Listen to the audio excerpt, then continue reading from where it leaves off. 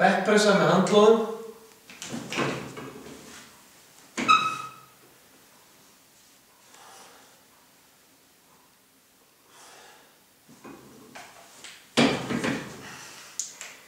Þegar að lóðin er orðin ákveðið þung, þá þarf að beita þessari tækni sem ég sýndi til að koma sér í stöðuna.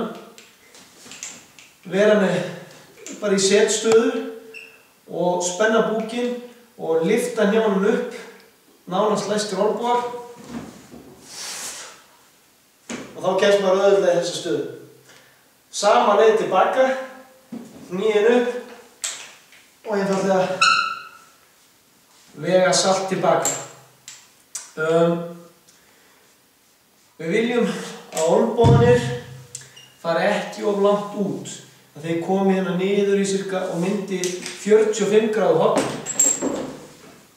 hér við síðuna. Þannig ekki 90 gráðu horn, svona, heldur 45 gráðum hér. Og rúlla eins með, þannig að handarhengar eru svona og hérna. Þumallvísir aftur, þumallvísir inn á við, uppi. Bekkpressa með handkloðum.